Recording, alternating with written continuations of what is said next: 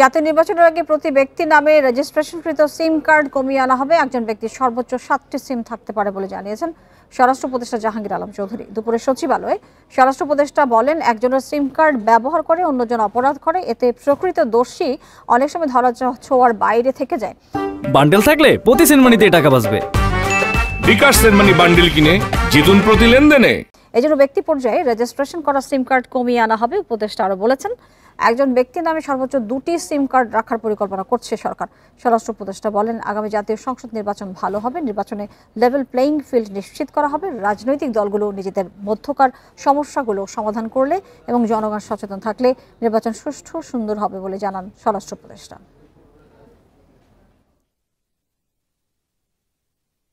10টা থেকে আমরা আস্তে আস্তে এটা কমায় নিয়ে আসবো। আমরা 5টায় আমরা আলটিমেটলি চাবো, হয়তো 2টায় গিয়ে আমরা থামবো, কিন্তু এই মুহূর্তে আমরা 2টায় যেতে পারবো না, বাট আমরা আস্তে আস্তে কমায় নিয়ে আসবো।